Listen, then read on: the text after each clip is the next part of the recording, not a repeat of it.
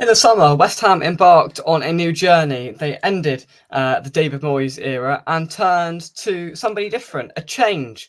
And that change came in the form of Julian Lopetegui, and we have now reached the second international break of the season. So I now think it's a perfect opportunity to reflect on the first couple of months of the new era at West Ham and analyse how it's gone so far. It hasn't all been straightforward. It's been a couple of ups and there's been quite a few downs so far. So we're here to have a little bit of a debate and a chat about whether it's been better than Moyes, whether we think that it's going in the right direction, and everything in between. So to do that, I've got a couple of guests joining me. Larry, all the way over in America. How are you, mate?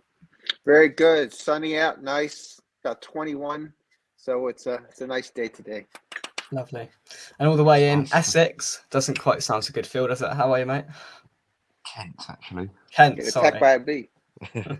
Kent, Yeah, sorry, I apologise. How are you, mate? Yeah, I'm good, thanks. Hope you're both well. Yeah, not too bad, not too bad. It's Terry Newsham. I hope you Terry. are well. Right, so let's start. Yeah, let's start from the start. We made a lot of signings in the summer. We weren't quite sure how it was all going to bed in together. How do you think it's gone? How do you assess it so far, Larry? You know, like I said, I assess it in a positive direction. I mean, I think as West Ham fans, we all said be patient, and our fan base is not patient on things like that. So within some of them struggles that we had with trying to figure out our team, there was a lot of people ready to already get Lopetegui out and stuff like that. I was not one of them. But, I try to reflect on, what we had. And you hit on it first. We brought in so many new players, right? And then a lot of them didn't get to play together leading up to the season. And then we get in the season and then we go on an international break where some of our other people leave. So that's a lot of Lopetegui to figure out what he has and stuff like that. Am I saying it's perfect? No. But if you look at, our breakdown, and what I said was 2 weeks ago, I said, okay, I'm kind of going to start judging you now, and what I wanted to get was the 4 points in the two matches, which we did. So, I'm seeing positive things there. Some of the decision making is baffling. Some, he's definitely not predictable like Moyes was on his setup, even with his substitutions. But it's a change, and if you really think about it, to find that perfect match, you need to make some crazy things out there. You can do so much on the training pitch, but then once you get into a live match, it's a whole new thing. So, I think it's going to the positive direction. I wish we didn't have this break. I got the England game on right now and Mavs in there and all that stuff. But yeah, so I'm still saying it's in a positive direction. Phil, we've seen 7 games, a couple of Carabao Cup games in there as well, so 9 in total competitively so far. Yeah, it's been a changeable start, hasn't it? Same question as Larry. How have you assessed it so far? Yeah, I mean, I do agree with what Larry said. Really, I've been to a couple of games this season, so was that the first game of the season? Good way to start, really.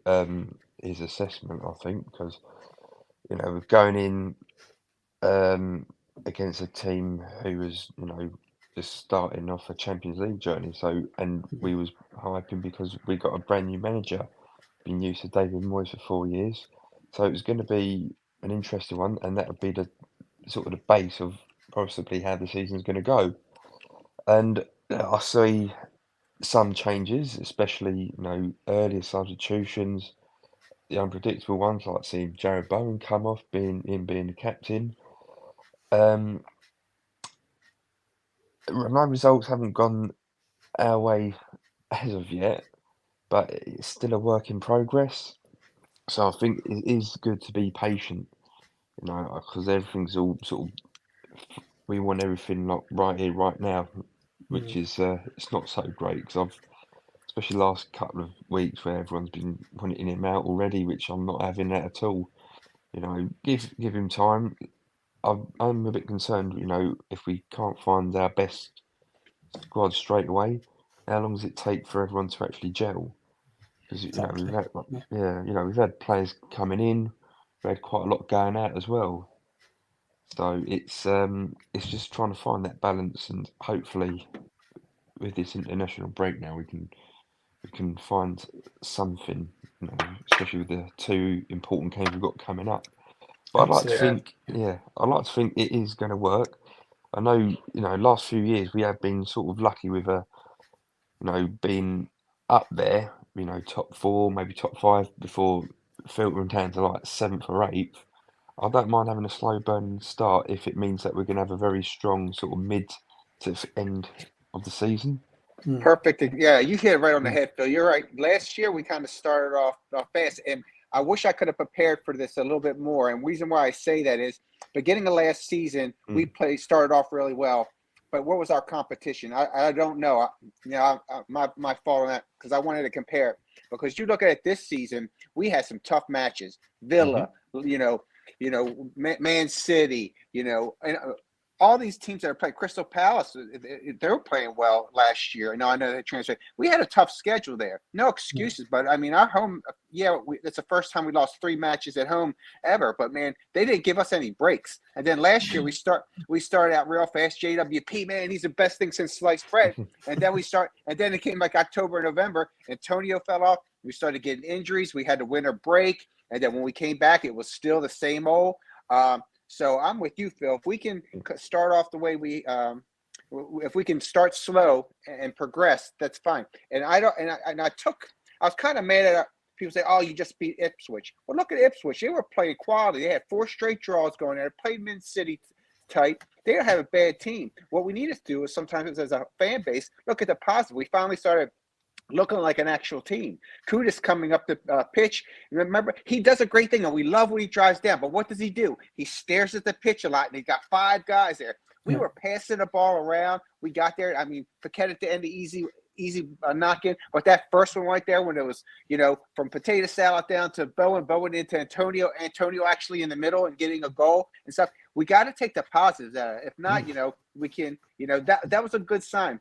And I just think with Lopetegui moving things around, maybe he's finding this stuff, and the team's still figuring it out. Because I love to use that word chemistry, and maybe Lopetegui said, "I'm going to pull you out if you ain't doing the right thing." Nobody's protected. In other words, let's play as a team. Let's work hard. If you're not, I want to get somebody else in, and I don't mind that type of strategy. You know what I mean? So I like what you said, Phil.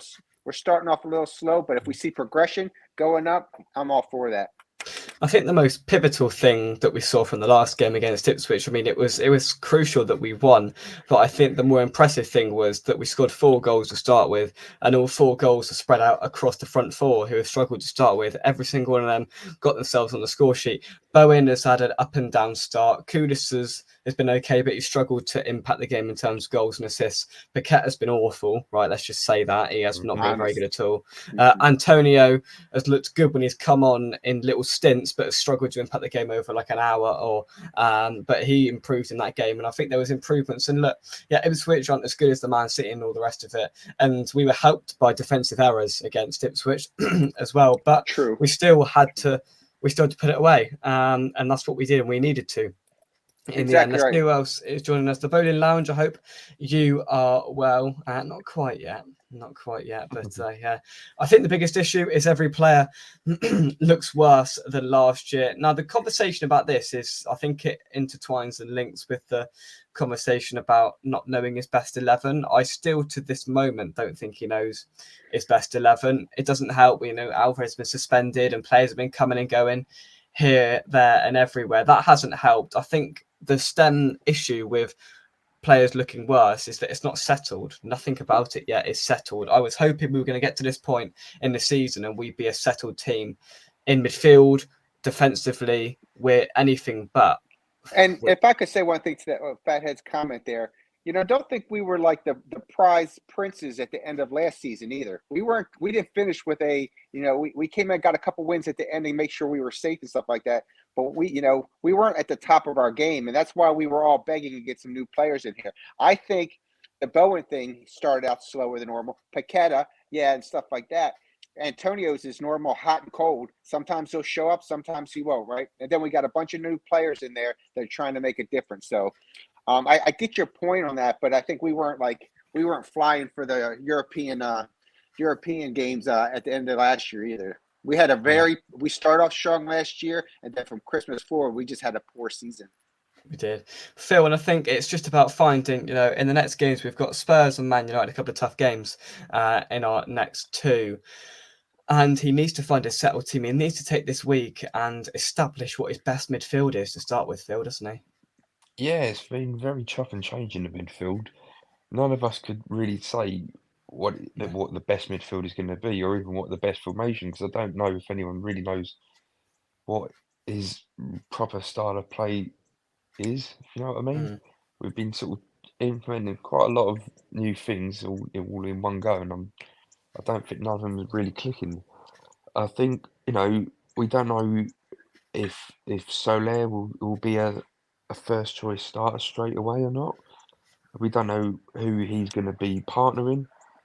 I mean, by the looks of it, Souček, he's obviously, I know he deserved it after the game he played against Ipswich, but he's still going to be starting games.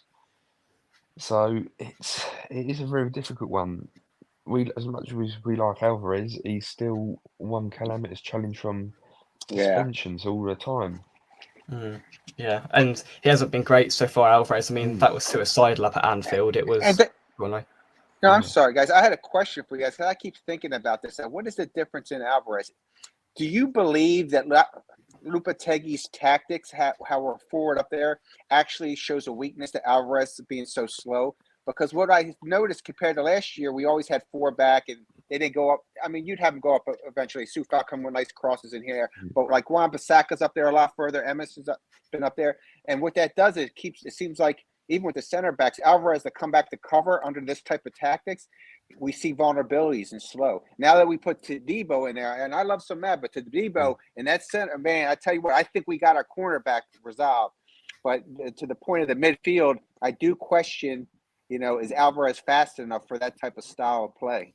Yeah, he looked at ease and glued us together last year, Alvarez, and that hasn't quite been the case this year. And Lopetegui needs to establish.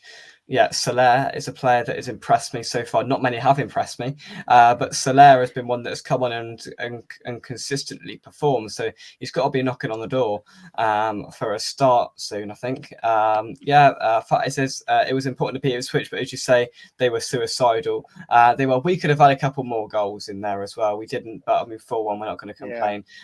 Terry says, I've done some in-depth calculations based on numerous factors, and I'm enjoying watching West Ham somewhere between 12 to 15% more than last season. Of course, that is humorous as well, but there is an underlying serious point there.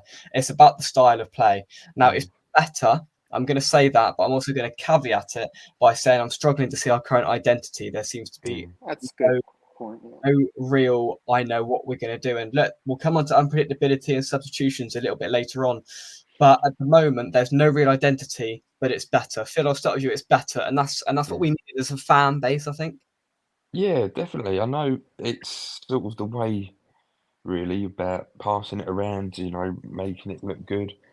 But we was sort of doing that anyway, but just boring and not so great over the last couple of years.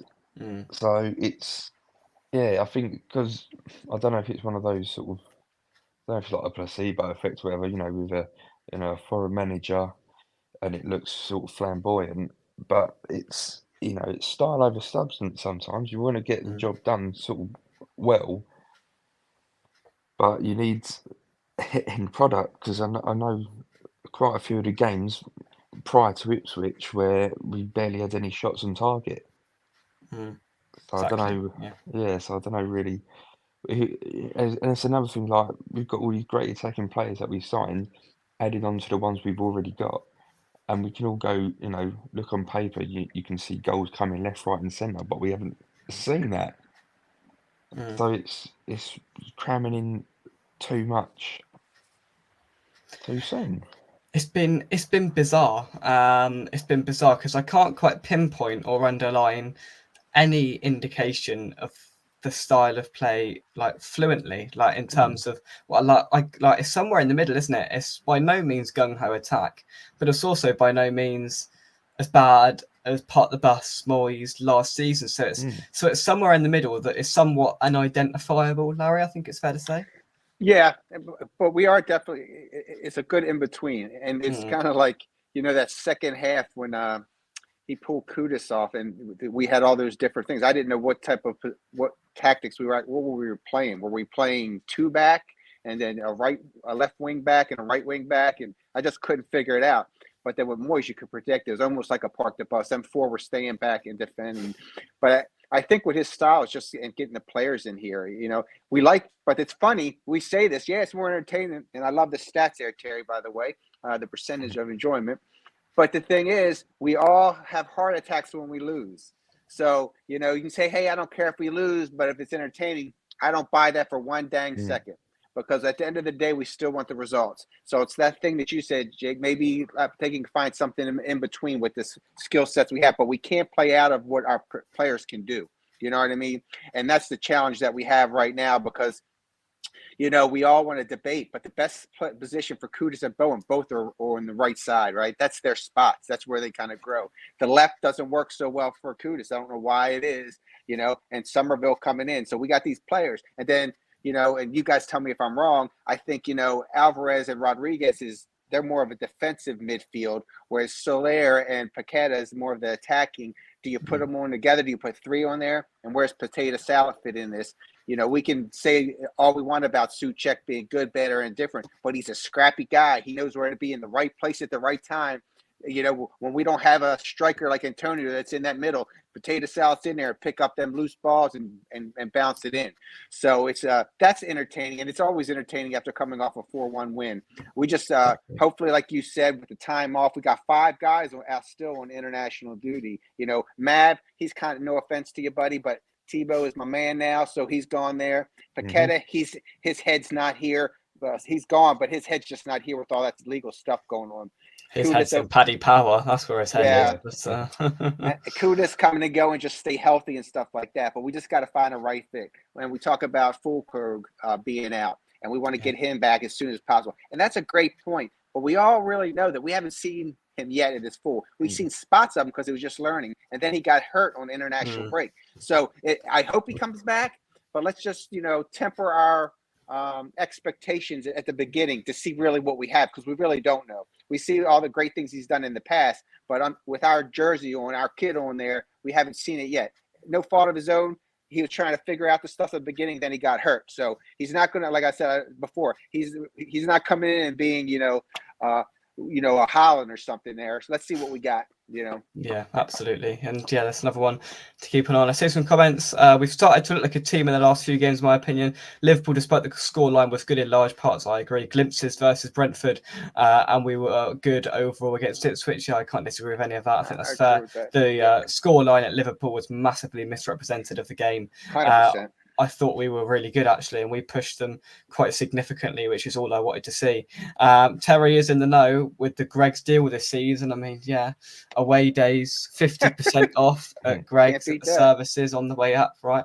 And apparently I'm paying for it, which, I'm not quite sure about that. I mean, look at Terry's shock when he's been told that I'm paying for it. Terry knows that that's not happening, right? Hey, Richard, what you'll need to do a short clip with Jake if he actually opens up that wallet to pay for something, so we can actually get evidence. Pay for things, right? We get evidence. Evidence is important. Honestly, right, Phil, I've last couple of months I've been getting ridiculed, right, about not spending money, right? Ridiculed. I'll come to your defense, Jake. You bought me a coffee once in the club shop. Did I? Wow. Yeah. I did. Yeah, see? Yeah, I did. Very true. Yeah. See, I've had it from Larry. I've had it from Mike. I've had it from Nigel. I've had it from Gary, right? Everybody has been ridiculed. I mean, there we go. Another example and representation of my generous nature. Very kind. Yeah. Bill, did he make you share the coffee with someone else, or did he get you all your own? I'm just curious. Asking for a friend. I don't know. Larry, you've been listening to Nigel too much, you have. You've been influenced by the moustache. You have been influenced by the tash. You have. That is one cool moustache that we must say. It is. Top 3 players so far this season. Bowen, Souček, Kilman says 5. Top 3 players. I mean, it's quite hard to pick 3, to be honest. But Kilman would be there. I'm going to put Somerville in there. I think he's been quite harshly treated. We're going to come on to that in a second. I'd go Kilman, Somerville. And you've got to put Souček in there, really, haven't you? I mean, he's been impactful. He has been impactful. Yeah. Right, Kilman, very good. very good. Todibo starting to look a little bit better. But what I really wanted to talk about was, well, what have you touched upon it earlier? And it was the unpredictability. And I think that was showcased the most by the substitutions at half-time against Brentford, where Kudus and somebody else was taken off. All of a sudden, we had Mavropanos at fullback, which we'd never seen before. And it was an interesting experiment, Phil, and it underlines how he's going to change things. He's took Bowen off, he's took Kudus off, and he's going to do things a little bit differently. And he doesn't care about taking the big boys off because he's done it. He's dropped Paqueta in 1 week as well. So that's part of it. And how much do you think that's changed from the common nature of predictability from Moyes last year? I think it's getting people out of their comfort zones. After all them years, 4 years, you could tell the starting lineup of a team even the day before the game, whereas now it's hard to say. And even if someone's having an average game and then Lopetegui's taking them off, it's keeping people on their toes. But I don't think we should be doing that all the time. It might be a show of ruthlessness, but it can upset. It'll upset the players a lot. Upset the apple cart, especially the ones that were very, very. I think comfort zone's the right phrase to use, because they were very settled last year. Yeah. Kudus, Paqueta. But all of a sudden they're getting hooked off, right? If they're not playing well, they're getting hooked off. And that can upset the apple cart, but that can also, contrastingly, give them a kick up the backside that they might possibly need, that they're too settled in their position. Like Antonio, whatever he did in the last couple of years, he was going to start up front unless he got injured. Like, he could have done anything and he's still going to start up front. I feel like that's not the case now. It feels positive, but we're not quite seeing the positive ramifications of it yet, Larry, and hopefully that's going to come. Yeah, it's... Phil hit on it right there. After a while, some of these players are going to take offense to it, about pulling it off. Right now, I think it's not a get out of jail free, because it's a wake up call, and we got to find out who works well together. That Mavropanos for the right side, stuff like that, that could be a new tactic where we're putting our backs more up forward to a wing. With that type of tactics, I think we need to be prepared for giving up some goals and stuff like that. Just because when Mav was the center back there, and I think we tried that when Wan-Bissaka was out there, he got killed a couple of times. So if we have somebody, so it's going to be imperative for the center backs and our defensive mid to be back to protect that if we bring them so far up. So it's an exciting. We all like that stuff, but know what that tells me is we're going to maybe give up some goals. Areola, I don't know what's up with him. I can tell you disappointment all around for him all year. I don't know what's going on. Him and Fab had issues kicking the ball off the field to an actual West Ham player. I think we're the worst team that ever, from a goalie, getting it up the pitch to one of our players for attack. But besides that, we need to protect that. So what do we need to do now? And I know it's just Ipswich, but we need to pass up front when we attack and finish. And I don't care what we say, but last week was something that I've been waiting for a long time, where we're passing the ball well to each other. Rodriguez was kicking it up there nice. Suchek had some passes from midfield up to different ones, and we were getting it. I was loving that, because we don't see that from our team very often. I see it on other teams, and I love West Ham, but we haven't seen that for a while. So if we can do that and finish, we get up a goal from them breaks, great, but we need to get like 2 or 3 goals here and there too. So it's exciting, but with that type of setup, we need to have it. And it goes back to what Phil was saying, and you, Jake, is that once this is, sooner or later, we need to kind of say, where is our most team that we want to put out there on a pitch, and what is our style? It's good to have this, not too much, but it's good to have this not knowing. So that means the other team can't prepare. If we don't know, they don't know. So there you that's go. The fun of it. Bingo. So it can be great because then we got them or we fall apart because they figure it out. But when we do those changes like that, you saw in the second half of that crazy change. At first, it was a Brentford. They didn't know how to react at first because they were. I didn't know how to react. Oh, shoot, I didn't. I was texting her, what is this formation? Can someone help me? But we need to be prepared for that. So I think it's an exciting time, though. I'm not going to lie. I think it's with all this different change and these different players and different things, I think it's exciting. I hope it's a positive exciting, not a negative exciting. We'll be with it through the thick and thin, but it's something to look forward to me. Indeed. Indeed. The Berlin Lounge agreed, like the look of Sir from the little I've seen of him so far. Fact is, we can't see our style has been better. I think there's been a bit of an improvement. I think there's been indications, and yeah, look, it was never going to fall straight into place. Yeah. Immediately, like we were fools to think that it was going to be amazing at the very start. And yes, I expected it to be a little bit better than it was, but we've beat Ipswich. Spurs next week, that's an outlier. Whatever, however crap we're playing, we'll always turn up against them. So I just hope that can be the start. Man United at home. What the hell? Whatever state they're in, whether they've got a manager or not. So look, yeah, the style of play has been interchangeable, and I'm hoping to see a clear stance on that very soon. The 4 Nows Athletic interview is very good. If you haven't seen it, Rashane Thomas, very good interview with Pablo Fornal. Speaks very openly about his exit and his time and his unwavering love for West Ham. And it's a man that goes down as an unsung hero at West Ham. Pablo Fornal's a true class act. 4-0's a one day. Javier Vargas bleeds the claret and blue. I haven't heard of him. Phil, have you heard of Javier Vargas? Oh, it's a typo. It's Javier Vargas. Vargas. Okay. Yeah, Chilean player in the late 90s. He went a bit loopy-loo. He jumped out of a hotel window, apparently. Oh my and went back to Stansted Airport. Harry Redknapp will tell you the story. Well, that's interesting. I didn't know that. Terry says, we West Ham fans need to face the fact that we aren't Man City or Real Madrid, and I'm not overly convinced that Julian Lopetegui will ever get us to play the flowing style of football that we perceive we want. Yeah, I mean, I don't think he said anything wrong. I agree, Terry. But I hope to see an improvement, not like flipping Ange, blimmin' stupid football, but I expect it to get a little bit better. Suchek always delivers for us. A bad game for him is a 6 out of 10. He gets way too much flack. Free cruise, Jake. Parents are going on a cruise next week, right? I'm staying here. I'm staying here, right? So you better believe the shows that week. It's gonna be fireworks, Larry. Right? Are you gonna have the babysitter on so we all can? Honestly, well, I don't need a babysitter. The slack I get nowadays, Phil, is absolutely. What did we tell you about the babysitter? Sometimes it's good to have a babysitter. Right, they were last week. The other week they were waffling about how I've got a babysitter and all the rest of it, and those claims are not going to be removed when parents go away for a week. So the shows will be interesting. I'll get even more stick that week, won't I? Oh, Jesus. Oh, of course. Jeez. I wasn't invited.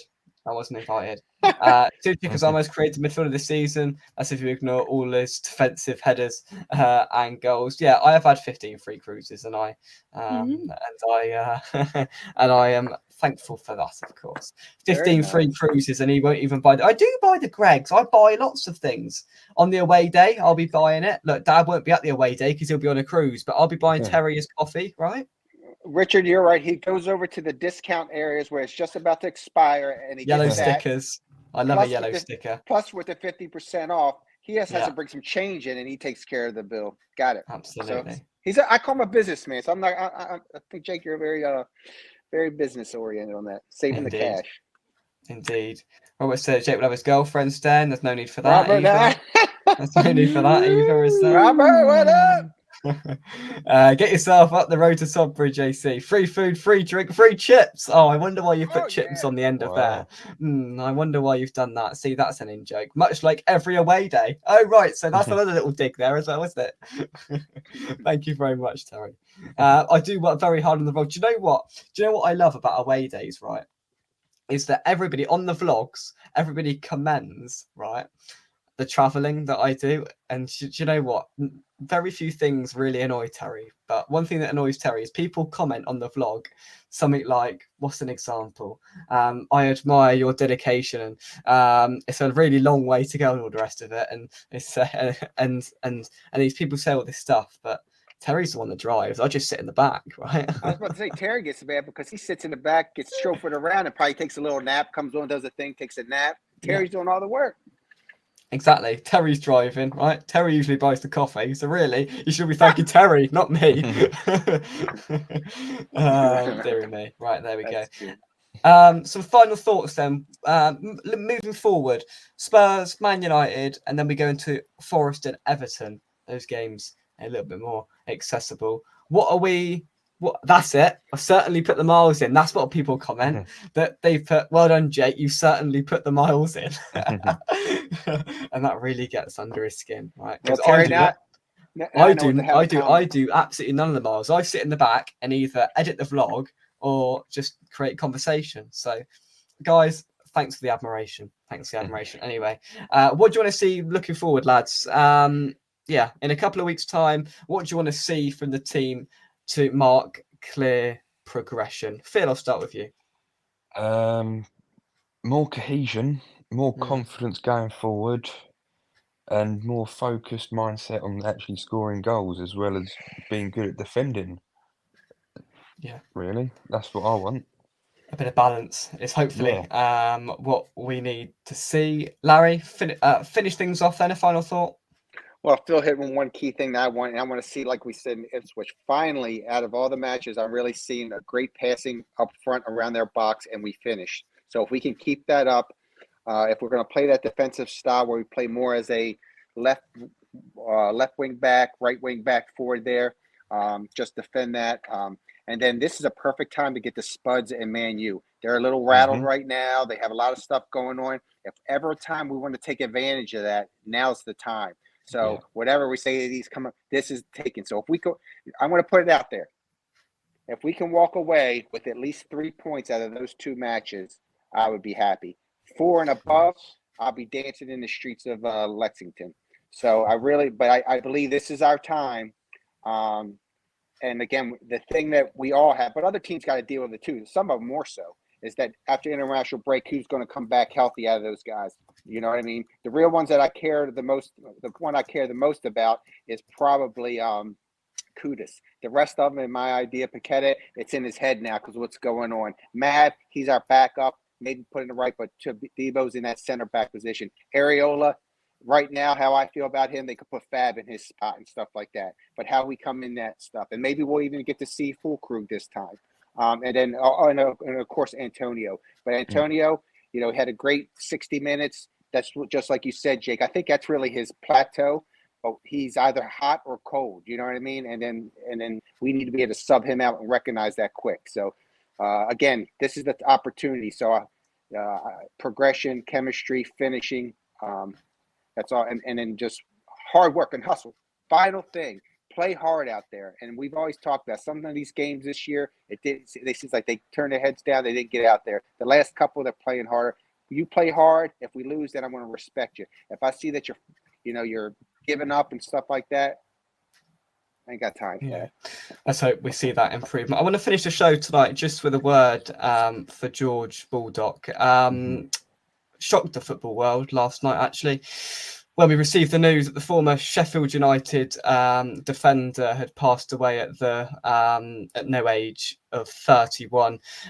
Passed away, and we've now had a message from his family saying that he unfortunately drowned in his pool, and look, that's tragic, to be honest, and it's hard for people to process that last season.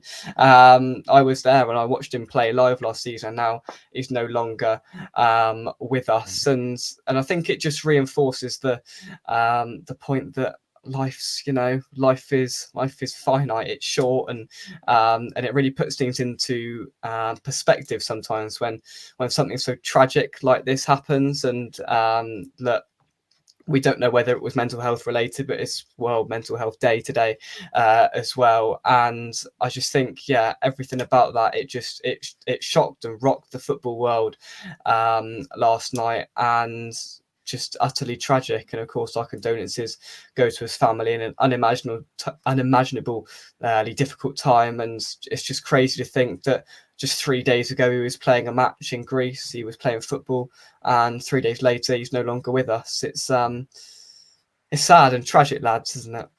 No, It is, especially when it's an active footballer as well. You know, like we've seen him play for Sheffield United. He was a solid player for them for a number of years. Got to play out in Greece over I know he's half Greece. He was a Greek international, and yeah, it's awful when you hear stuff like that, especially at 31 years old. It's yeah, very young age. Yeah, it's just very, very sad. I mean, we've seen it with other active footballers who've died suddenly. It's never a nice feeling, and obviously condolences to the family. Absolutely, and it was really nice to see tonight. Actually, the whole of Wembley, you know, having a minute's silence for him, and both, of course, because it's he played in Greece and the Greece side, showing their respect, and they had a picture with his shirt as well. And yeah, it's just unimaginably tragic, and I thought it was right just to mention that and pay our respects to him tonight, because moments like this, as I said, put things into perspective. Larry, anything to add? You guys hit on it. It's very sad, and mental health. Drowning at 30 in his pool. I don't know the whole circumstances, but condolences to the family, like you said. And at the end of the day, you don't know what's going on in people's lives. You don't know how people are feeling. So just be kind. Talk to your family, friends, if you feel like you have an issue or something like that. You're not alone. Because something like that, I'm older than both of you guys, so it breaks my heart to hear that. And more to follow and stuff like that. But no matter what, it's a sad day. It is. It is, absolutely. And of course, love goes out to the Bulldog family. We will leave it there. Thank you very much indeed, gents, as always. Just the last couple of comments. Terry says, look, Rome wasn't built in a day. It feels like we are heading slowly in the right direction. Moyes gave us the greatest night of our footballing lives, but it was time to move on. I agree. Good shout, Terry. Good shout. Absolutely. England are playing exactly the same as us, trying a high press and failing and getting caught out on both flanks. Yeah, that does sound familiar. 0-0, or if I click on it, that would help. 0-0, and Mavropanos has stopped literally everything. So that's good for us, I suppose. Mavropanos has been immense for the Greeks so far. There we go. From a West Ham perspective, that is very, very profitable for us indeed. But Larry and Phil, thank you very much indeed for joining me. There's only one thing left to do. Come on, you Irons. And Come on, you Irons. Right here on West Ham Unofficial. Only one more week of international break, and then we return against Spurs next Saturday. I'm not going. Dad is. But, he's gone on holiday. He's got the Spurs ticket. He's got everything. So, yeah. Richard's living the dream. He's living the dream. Yeah, he is living the dream. Absolutely. Thanks for watching. We'll see you soon. Bye-bye. Take care, guys. Thanks. Cheers, gents. Thank you.